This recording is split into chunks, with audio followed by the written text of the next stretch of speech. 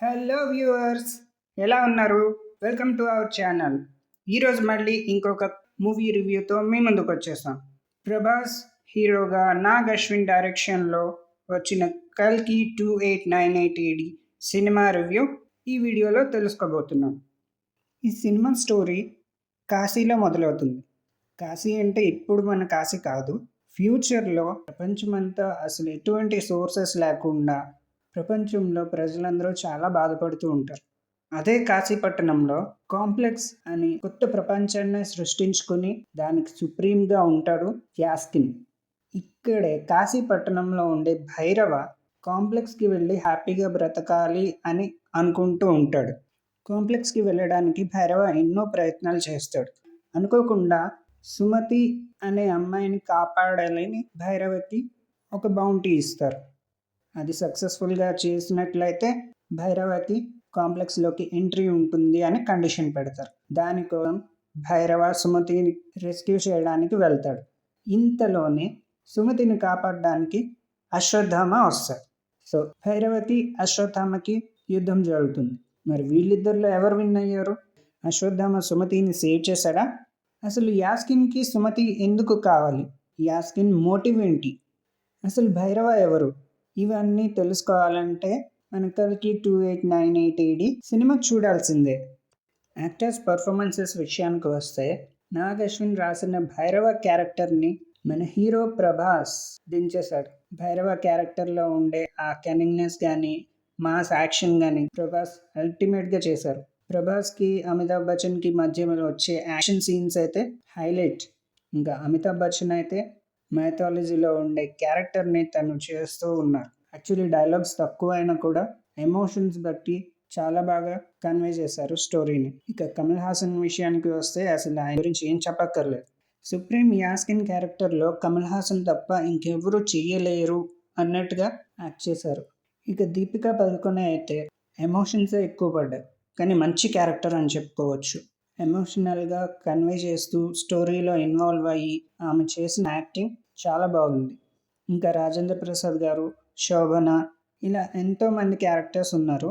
అందరూ కూడా బాగా న్యాయం చేశారు అని చెప్పవచ్చు. ఇంకా సర్ప్రైజింగ్ ఎలిమెంట్ ఏంటంటే ఈ సినిమాలో చాలా క్యామియోస్ ఉన్నాయి. అవి ఎవరు అనేది కూడా మనం ఊహించలేం. ఇది బిగ్ ట్రీట్ అనుకోవచ్చు.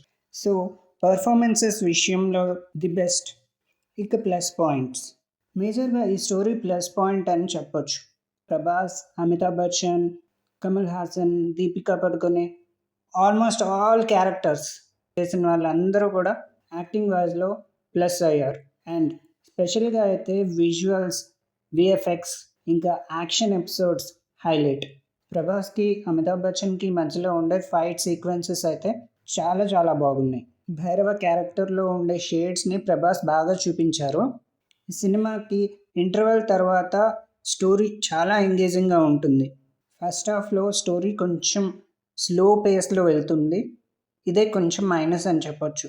భైరవ క్యారెక్టర్ని క్లైమాక్స్లో ఎంత ఎలివేట్ చేశారో అదే విధంగా ఫస్ట్ హాఫ్లో కూడా కొన్ని ఎలివేషన్స్ ఉంటే బాగుండేది. మెయిన్ క్యారెక్టర్స్ మధ్యలో ఉండే మెయిన్ కాన్ఫ్లిక్ట్ని ఇంకొంచెం బాగా ఎస్టాబ్లిష్ చేయాల్సి ఉంది అనిపించింది. ఇక క్రూ విషయానికి వస్తే writer and director Nag Ashwin తను క్రియేట్ చేసిన విజువల్ వండర్ చాలా బాగుంది. రియలిస్టిక్ ఇమాజినరీ వరల్డ్ని చాలా బాగా చూపించారు. Santosh Narayan music, George cinematography సినిమాకి హైలైట్ అయ్యాయి. ఎడిటర్ కోటగిరి వెంకటేశ్వరరావు గురించి చెప్పక్కర్లేదు. అయితే ఫస్ట్ హాఫ్లో కాస్త ట్రిమ్ చేసుంటే సినిమా ఇంకొంచెం క్రిస్పీగా ఉండేది. ప్రొడక్షన్ వాల్యూస్ అయితే చాలా బాగున్నాయి. అశ్వినీ దత్ గారు చాలా బాగా ఖర్చు పెట్టారు. అందరూ కలిసి నాగ్ అశ్విన్ రాసుకున్న ఈ విజువల్ వండర్ని స్క్రీన్ పైన చాలా బాగా చూపించారు. ఓవరాల్గా చెప్పాలంటే 3 డిఫరెంట్ వరల్డ్స్ని చూపించారు ఈ సినిమాని.